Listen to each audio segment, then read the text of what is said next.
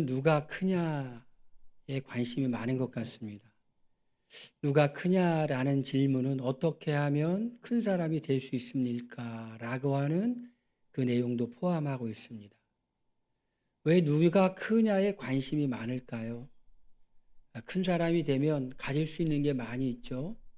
사람을 지배할 수 있는 권력을 갖게 되고 그 권력과 동반해서 돈도 부귀도 갖게 되죠.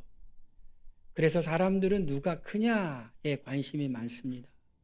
그런데 예수님의 제자들은 누가 크냐라고 제자들이 예수님께 질문했는데 그 질문이 약간 잘못된 질문이었어요. 천국에서는 누가 크냐? 천국에서는. 여러분, 천국에서는 누가 클 것 같습니까? 천국에서는 누가 큰 사람일 것 같습니까? 예수님의 제자들은 평소에는 사이가 좀 그렇게 나쁘진 않았는데 예수님께서 마지막으로 예루살렘으로 올라가는 그 길에서는 제자들이 좀 다투기 시작했어. 누가 크냐? 누가 크냐? 왜 누가 크냐라고 제자들은 서로 다퉜을까요? 이런 것 때문이었을 것 같아요. 자리는 한정되어 있는데 예수님의 좌편과 우편에 누가 앉을 거냐? 그래서 제자들끼리 누가 크냐라는 논쟁이 계속 있었고, 그리고 예수님은 그들에게 그런 논쟁 끝에 여러 번 교훈을 하십니다. 사람들은 누가 크냐? 큰 사람이 되고 싶어 하죠. 어떻게 큰 사람이 될 수 있는지도 알고 싶어 합니다. 그런데 제자들은 어디에서 그런 사람이 되길 원했느냐? 천국에서 누가 크냐라는 질문을 던집니다. 천국은 킹덤 오브 갓, 하나님의 나라죠. 하나님께서 다스리는 나라예요. 예수님이 이 땅에 오셨을 때 천국 복음을 전파하기 위해 오셨죠. 예수님이 오시기 전에는 요한이 예수님의 길을 예비하기 위해서 회개하라 라고 하면서 예수님의 길을 준비시키기 위해 오셨죠. 요한은 무엇을 회개하라고 했을까요? 요한은 무엇을 사람들에게 준비시켰을까요? 요한이 회개하라고 그랬는데 회개하라고 한 요한의 메시지를 봤더니 한 문장으로 요약을 하면 욕심을 버려라 였어요. 옷이 두 벌 있는 사람은 나누어 주고 자신의 임금을 족한 줄로 알고 남의 것을 억지로 빼앗지 말라. 욕심을 부리지 말라. 조금 긍정적으로 표현하면은 자족하며 살아라. 만족하며 살아라. 그런 거였어요. 요한이 하나님 나라를 선포하러 온 예수님의 앞에서 예비시킨 건 사람의 마음을 준비시킨 거였는데 그것은 욕심을 버리라는 것이었어요. 요한의 선포 이후에 예수님은 오셔서 말씀하시죠. 회개하라, 천국이 가까이 왔다. 하나님의 다스리는 나라가 가까이 왔다라고 말합니다. 하나님이 다스리는 나라는 좋은 나라겠죠.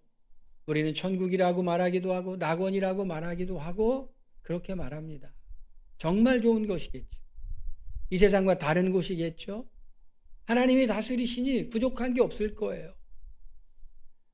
제자들은 그 천국에서 누가 크냐? 이렇게 질문했는데 이 질문이 잘못된 이유는 아직도 천국이 어떤 곳인지 잘 모른다는 거예요. 천국은 어떤 곳일까요? 어떤 사람이 큰 사람이 다른 사람들을 다스리고 군림하고 섬김을 받고 하는 곳이 천국일까? 아니면 정말 서로 사랑하면서 섬기는 곳이 천국일까? 여러분, 어디가 천국일 것 같습니까? 사람들이 서로 사랑하고 서로 아껴주고 함께하는 곳이 천국. 소수의 권력자들이 지배하고 그 사람을 섬겨야 되는 곳. 어떤 곳이 천국일 것 같습니까? 무르나 마나 모두가 서로 사랑하고 차별이 없고 아껴주고 존중해주고 귀하게 여겨주는 곳. 행복한 세상. 그것이 천국 아닐까요? 그렇겠죠? 제자들은 이 천국에 대한 이해가 부족하니까 천국에서 누가 크냐라고 하는 잘못된 질문을 예수님에게 던지죠. 천국에 가서도 큰 사람이 되고 싶은 거예요. 천국에 가서도 군림하는 사람이 되고 싶은 거예요. 천국에 가서도 큰 소리 치는 사람이 되고 싶은 거예요. 천국이 어떤 곳인지 몰라요. 천국은 어떤 곳이에요? 하나님의 성품과 하나님의 사랑으로 다스리는 곳이 천국인데 천국을 오해하고 있어요. 그런 제자들에게 예수님이 이렇게 말씀하십니다. 진실로 너희에게 이르노니 너희가 어린아이들과 같이 되지 아니하면 결단코 천국에 들어가지 못하리라. 천국에서 누가 크냐라고 질문하는 제자들에게 결단코 어린아이처럼 되지 아니하면 천국에 들어갈 수가 없다라고 말해요. 너희들은 지금 천국에서 크냐 작으냐가 문제가 아니라 천국에 들어갈 수 있는지 없는지부터 한번 생각해 봐. 천국에 누가 들어가는지를 한번 생각해 봐. 여러분, 천국에는 누가 들어갈까요? 어린아이처럼 되지 아니하면 결단코 천국에 들어가지 못한다. 어린아이처럼 되지 않으면 결단코 천국에 들어가지 못한다라는 것이. 이 말씀 속에서 어린아이가 보여주는 모습은 어떤 모습입니까?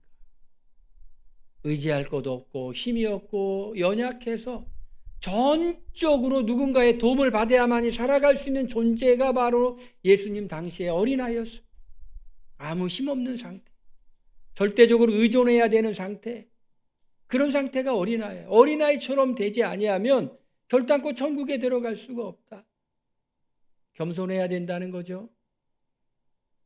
우리 천국에 들어가려고 하는 사람들, 우리 예수님 당시에는 아직 이렇게 십자가를 통해 예수님이 구원의 방법을 완성해 놓지 않은 과정의 길이었지만 지금은 완성되었죠.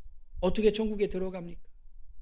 하나님이 나를 사랑하신다는 걸 알고 하나님이 내가 나의 죄를 해결할 방법이 없으니 예수님을 보내주시고 예수님이 그 모든 죄를 짊어지고 십자가에 달려 돌아가셨다는 걸 믿을 때 우리가 천국에 들어가는 거죠. 그런데 이 복음을 받아들이는 사람이 어떤 사람이 받아들이냐면 정말 자기가 하나님의 도움을 받아야만이 자기가 구원받을 수 있다고 겸손하게 생각하는 사람만이 예수님을 믿는 거예요. 나는 내 힘으로, 나의 지식으로, 나의 의로, 나의 의로운 행실로 나를 구원할 수가 없으니 나는 절망합니다. 나는 하나님의 전적인 도움을 받아야만이 나는 천국에 갔습니다. 하나님 도와주십시오. 하나님의 도움을 내가 받겠습니다라고 생각하는 사람만이 예수님을 믿을 수 있고 그 예수님을 믿은 사람만이 천국에 갈 수 있죠. 그러니 천국에는 누가 가느냐? 약할 때 강함인 줄 아는 사람이 천국에 가는 거예요. 약할 때 강함. 하나님의 도우심을 정말 사모하는 사람. 창세기를 보면 아브라함이 하나님을 믿으니 의로 여기셨다라고 기록되어 있습니다. 믿기만 하는데 하나님이 의로 여기셨어요. 내가 너에게 아들을 줄게, 자녀를 줄게, 내가 너에게 땅을 줄게. 아브라함이 믿기만 하는데 하나님이 의로 여기셔요. 여러분, 의롭다함을 받는 것이 얼마나 쉬워요. 믿기만 하면 의롭다함을 받는 거예요. 그런데 믿기가 쉽냐고요. 믿어지십니까? 아브라함이 믿을 수 있는 상황이에요. 나이는 먹어가죠. 그 땅은 이방 민족들이 가득 차 있죠. 그런데 하나님이 그렇게 말씀하시는데 아브라함이 말씀하시는 분을 신뢰해서 믿는 거예요. 그러니 그 믿음을 하나님이 의로 여기셨다라고 말해요. 여러분, 믿음이라는 것은 정말 겸손해야지 믿을 수가 있어요. 내 힘으로 구원받을 수 없습니다. 나는 하나님의 전적인 도움을 받아야만이, 어린아이처럼 전적인 도움을 받아야만이 나는 구원을 받을 수 있습니다라고 겸손하게 생각하는 그 사람이 천국에 들어갈 수 있는 거예요. 우리가 예수님을 믿어 천국에 들어간다고 생각하는데요, 맞아요. 그런데 누가 예수님을 믿는가를 생각해 보면 자신의 한계를 절대적으로 인정하며 주님의 하나님이 예비하신 구원의 손길을 받아들이는 그 겸손한 사람이 천국에 들어가는 거예요. 제가 옛날에 이제 탁구를 치러 이제 탁구장에 다니면서 탁구를 쳤는데 탁구장 주인이 막 이렇게 어깨를 막 주물르고 그러더라고요. 그래가지고 그 당시만 해도 이렇게 외부 집회에 나가서 성령 치유 사역을 많이 하던 때라 제가 막 또 기도하고 싶은 마음이 발동하잖아요. 그래서 제가 기도 좀 해줘도 되냐고 그랬더니 그 탁구장 주인이 그러더라고. 여기서는 그런 거 안 한다고. 여기서는 여기가 특별한 데입니까? 탁구장이든 당구장이든 골프장이든 테니스장이든 풋살장이든 아프면 기도해 준다고 그러면 한번 해보라고 하면 될 거 아니에요. 한번 해보라고를 안 해요. 한번 해보라고를 안 해요. 아프다고 하는데. 그런데 며칠 전에 제가 학교에서 어떤 여자 교수님이 고개를 못 들려요. 고개를 못 들려 막 이렇게 하고 있어요. 뻣뻣하게. 왜 그러냐니까 목이 좀 이렇게 디스크가 왔는지 목이 안 움직인다는 거예요. 잠도 잘 안 오고.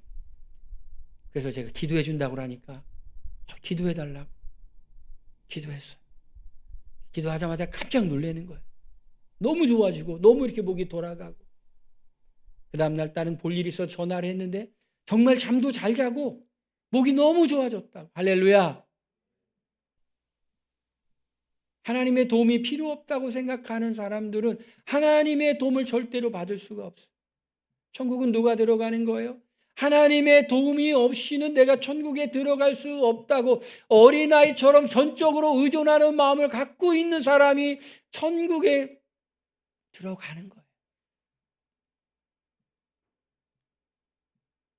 그런데 그 천국에서는 누가 클까요? 예수님이 이제 대답을 해주는 거예요. 제자들이 너무너무 궁금하니까. 예수님이 오셔서 예수님이 이제 메시아니까 예수님이 오셔가지고 새로운 나라를 만들고 우편과 좌편에 누구를 임명하고 그들을 통해서 세상을 이렇게 하나님 나라를 통치할 때 한 자리 해야 되니까 누가 클까? 어떻게 하면 그 자리에 앉을까? 궁금하니까 제자들이 누가 크냐고 질문하는 그 제자들에게 천국에 들어가는 방법을 얘기해 줬을 뿐만 아니라 천국에 누가 큰지를 얘기해 주는 거예요. 뭐라고 말씀하냐면 이렇게 말씀하세요. 어떻게 말씀할까요? 한번 넘겨야 되는데 안 넘기네요. 이렇게 말합니다. 그러므로 누구든지 이 어린아이와 같이 자기를 낮추는 사람이 천국에서 큰 자니라. 이 어린아이와 같이 자기를 낮추는 사람. 어린아이는 누구라고 그랬어요? 그 당시에 도움이 없이는 살아갈 수 없는 존재. 절대적으로 의존해야 되는 그 존재. 겸손해야 되겠죠. 천국은 겸손한 사람만이 갈 수 있는데 이 겸손한 사람 중에서도 천국에서 누가 제일 큰 사람이냐면 천국에서는 더 겸손한 사람이 제일 큰 사람이라는 거예요. 더 겸손한 사람이 제일 큰 사람이라는 거예요. 지금은 목사님이 되셨는데 옛날에 대학에서 이제 가르치시는 교수님이셨어요. 그분은 참 영빨이 있었어요. 영권이 있었어요. 집사님이셨는데 기도하고 그러면은 정말 남달랐어요. 교회에 귀신 들려가지고 왔다 갔다 하는 사람이 있었는데 다른 사람은 별로 안 무서워하는데 그렇게 평신도 집사님한테 일일 오라고 하면 아이고 무서워하고 막 도망가는 그런 영빨이 있는 분이었어요. 여러분 이런 간증을 해요. 자기가 대학 다닐 때 밴드를 만들어 막 그룹 사운드를 하고 막 쫙 그렇게 했는데 야 정말 생긴 건 전혀 안 그런 거 하실 분으로 안 생겼어요. 정말 점잖고 학자같이 생기고 그런데 젊은 시절에는 이렇게 머리 길러서 질끈 묶고 막 이렇게 그룹 사운드 하고 막 그런 방황의 시절을 보내고 있었는데 하나님의 은혜를 주셔서 하나님을 흠뻑 만났는데 하나님을 만나고 나니 세상이 달라 보이더라는 거예요. 하나님을 깊이 만나고 나니 사람을 보는 게 달라지더라는 거예요. 어떻게 달라지냐면 세상에 있는 모든 사람이 자기보다 훨씬 훌륭해 보이더라는 거예요. 그분이 젊은 시절에 다녔던 학교는 우리나라에서 그래서 최고 좋은 학교를 다녔어요. 그런 학교를 다녔음에도 불구하고 교만한 게 아니라 하나님의 은혜를 흠뻑 받고 나서 보니까 세상에 있는 모든 사람들이 자기보다 훌륭해 보이는 그런 은혜가 후김하더라는 것이. 천국은 누가 크냐? 자기를 어린아이처럼 낮추는 사람이 천국에서는 큰 자라고 주님이 말씀하세요. 큰 자는 누구일까요? 큰 자는 섬기는 자죠. 예수님께서 그렇게 말씀하셨죠. 너희 중에 크고자 하는 자는 섬기는 자가 되고 너희 중에 으뜸이 되고자 하는 자는 마지막이 되어야 할 것이라. 천국은 그러는 곳이. 천국은 정말 낮추고 섬기고 섬기는 사람들. 그런데 교회는 천국일까요? 교회는 천국이 아니죠. 천국은 우리가 죽어서 가는 곳이. 그럼 이 땅에 있는 이 교회는 천국과 전혀 상관없는 곳일까요? 아니에요. 우리 이 땅에 살면서 성령 충만하면 성령의 지배를 받게 되고, 성령의 지배를 받게 되면 하나님이 우리를 지배하는 것이죠. 하나님이 우리를 지배하기 시작하면 우리는 이 땅에 살면서 천국을 경험하면서 살기 시작하는 거예요. 예수님 말씀하셨죠? 천국이 너희 안에 이미 임하였느니라고. 천국은 임했어요. 그런데 어디에? 교회가 천국은 아니지만 교회는 천국의 모습을 보이는 공동체라는 것이. 오늘도 제가 아침에 와가지고 기도했어요. 하나님, 오늘 무슨 말씀을 전할까요? 하나님 제게 주시는 마음의 감동 주님 주십시오 하는데 제 마음에 드는 생각이, 이런 생각이 드는 거예요. 교회는 하나님이 우리에게 주는 귀한 선물이다. 교회는 하나님이 우리에게 주는 귀한 선물이라는 것이. 너희들은 그 선물을 받은 사람이다. 그런데 그 교회가 정말 교회답게 아름답게 만들어가야 될 책임은 우리에게 있다고 하나님 마음이 감동하시는 거예요. 여러분, 교회가 하나님이 우리에게 주시는 선물이라는 것을 여러분 믿으십니까? 선물이에요. 우리는 그 선물을 받은 사람들이에요. 그런데 우리가 그 교회를 더 아름답게 만들어가야 될 책임이 있는 사람들이라는 것이. 사람은 혼자 살 수 없고 사람들과 함께 살아야 되는데 이 세상은 힘들고 어렵고 사람을 이용하고 사람을 멸시하고 사람을 위해 군림하고 얼마나 사람 때문에 힘듭니까? 그런데 천국 같은 교회는 천국을 보여줘야 돼요. 그리스도인의 성도의 교제는 뭐냐면 정말 낮은 마음으로 겸손한 마음으로 다른 사람을 대하는 것에서부터 그리스도인의 교제가 시작된다라는 것이. 그런 곳에 가면 얼마나 행복하겠어. 그런 곳에 가면 얼마나 기쁘겠어. 내가 사랑받고 내가 다른 사람을 사랑하는 사람이 있는 공동체. 이 세상에서도 느낄 수 없는 그런 하나님의 사랑을 다른 사람들을 통해서 느끼는 공동체. 그 공동체의 구성원이에요. 여러분, 가정은 하나님의 놀라운 축복이죠. 행복을 우리에게 줄 수 있죠. 하나님이 우리에게 그런 가정을 주었다면 너무나 큰 선물이죠. 우리에게 그런 교회를 주었다면 하나님 앞으로부터 우리는 큰 은혜를 받은 거예요. 이 세상에서는 경험할 수 없는 하나님의 사랑을 우리가 느끼는 거에 위안에 있으면서, 그런데 그 사랑을 느끼는 게 뭐냐? 성도의 교제죠. 성도의 교제의 출발은 다른 것이 아니라 우리가 정말 어린아이처럼 마음을 겸손하게 하고 낮춰져 있는 교제를 할 때 그런 교제가 출발하더라는 것이죠.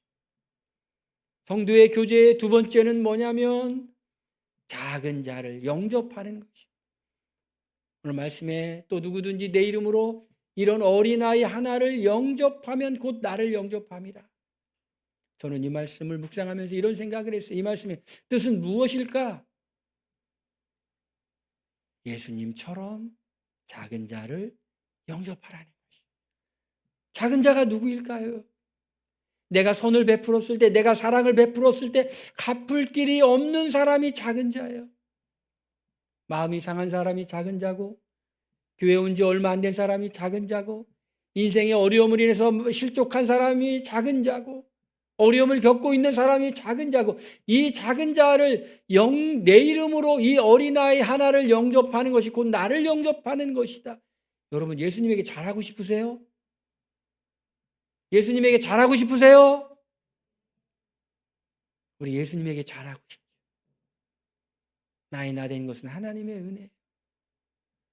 주님이 나를 사랑하셔서 내게 너무나 많은 헌신을, 내게 너무나 많은 귀한 일을 하셨죠.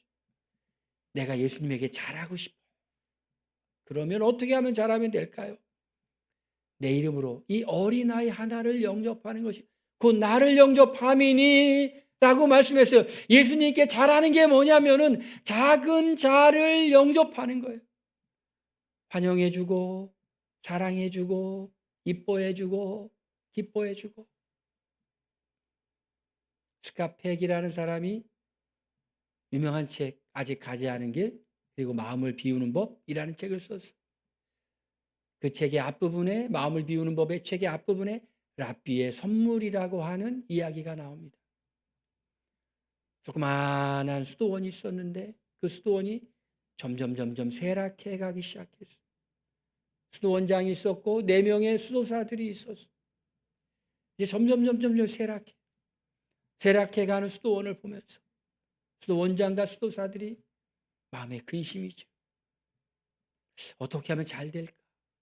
근데 근처에 조그만한 오두막인데 그 오두막의 주인은 랍비였어요. 랍비가 자주 와서 책도 읽고 쉬다 가고 그런 곳이었어요.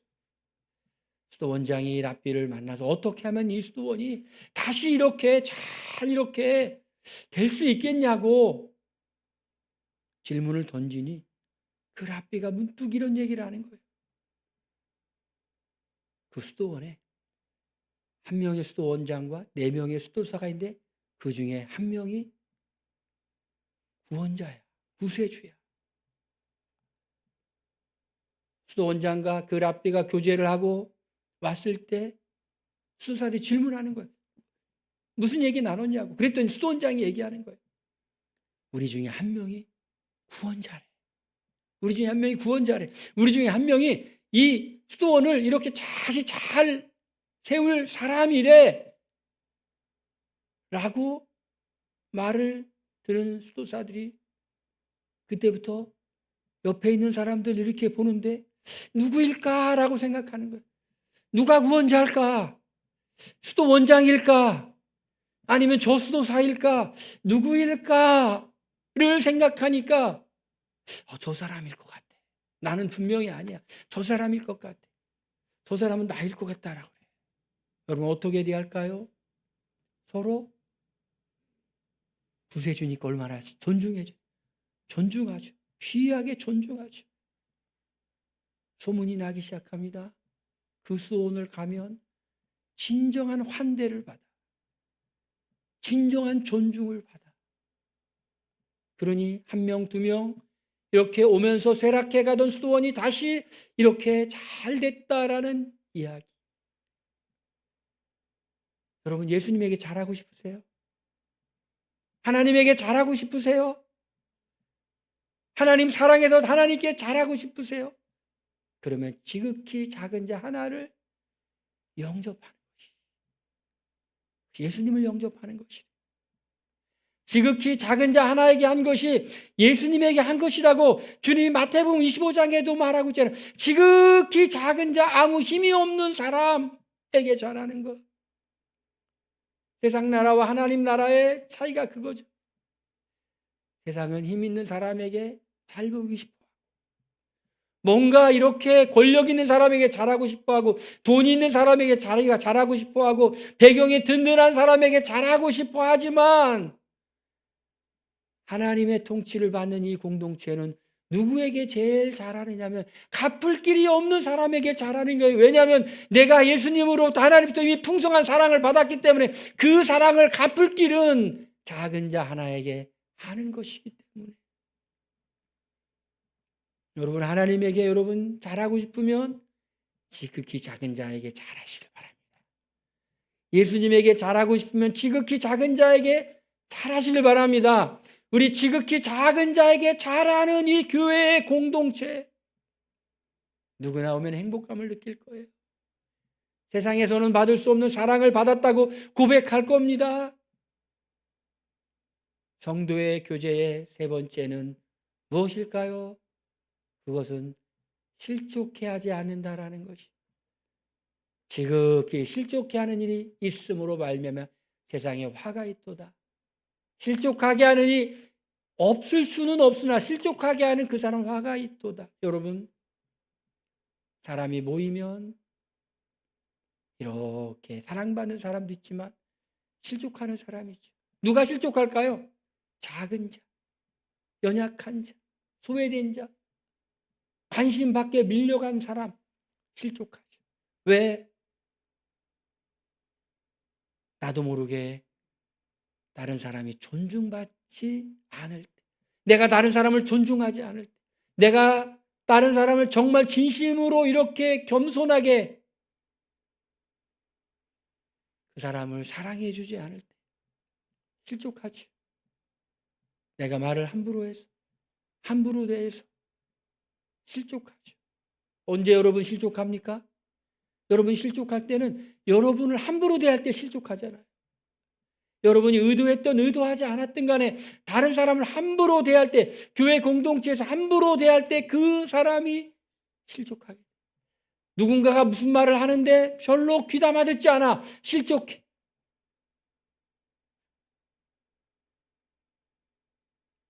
그런데 교제는 어떻게 이루어져요? 작은 자를 실족하게 하지 않아요. 작은 자를 실족하지 않아요. 그 말하는 말을 귀담아 들어요. 귀담아 들어. 또 그가 필요한 것이 무엇인지를 이렇게 한번 잘 살펴보고, 무엇이 힘들까 이렇게 살펴보고, 그 사람이 누군가 날 도와주기를 바랄 때 예상하지 못한 도움을 이렇게 눈을 이렇게 비춰줄 때 가서 쓱 이렇게 도와주는 거예요.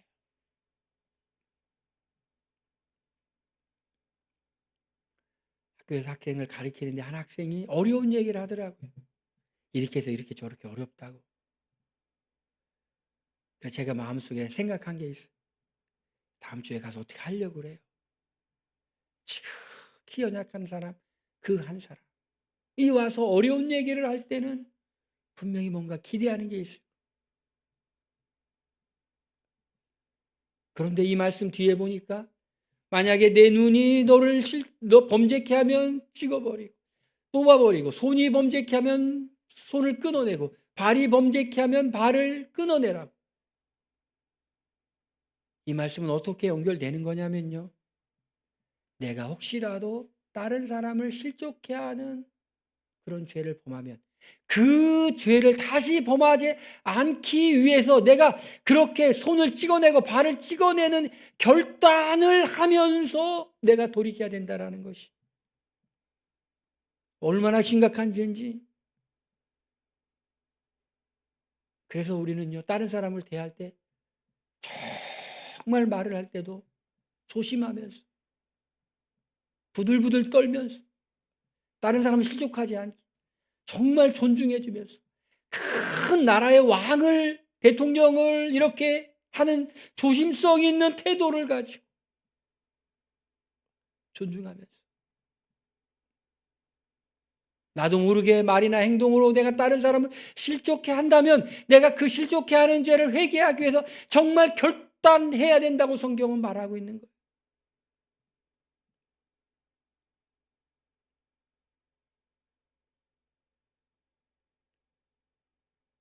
하나님이 은혜 주셔서 겸손이 낮아지면 정말 말을 하더라도 참 부드럽게 말하는 것을 이렇게 연습하게 되더라고요. 뭐 합시다 보다도 하면 어떨까요? 질문을 던지게 되죠. 하면 어떨까요? 날 따라가 아니라 같이 가면 어떨까요? 상대방을 존중해주고. 마지막으로 성도의 교제는 약자를 환대하는 거다. 삼가 이 작은 자 중에 하나라도 업신여기지 말라. 업신여기지 말라. 정말 그 교회가 좋은 교회인지 나쁜 교회인지 오고 싶은 교회인지 언제 드러나냐. 이 작은 자도 하나라도 업신여기지 않아. 아유 너 별거냐? 아유 너 별거냐? 여러분 이렇게 보니까요. 정말 교만한 사람은 자신이 누구인지를 모르는 게 교만인 것 같아. 겸손한 사람은 자기가 누구인지를 아는 게 겸손인 것 같아. 하나님 앞에서 늘 부끄러움을 느끼고 하나님, 난 참 부족한 사람입니다. 하나님의 은혜가 없이는 살 수 없는 존재입니다. 라고 느끼면 결코 이렇게 다른 사람을 업신여기지 않을 것 같아요. 가끔 가다가 보면은 막 그런 사람들이 있어 막 허세를 떨고 다른 사람을 막 무시하고 막 그런 사람들 가끔 가다가 봐요. 볼 때마다 자, 당신은 당신이 누구인지를 모르는구나. 모르는구나. 우리는 어떤 사람이 돼야 될까?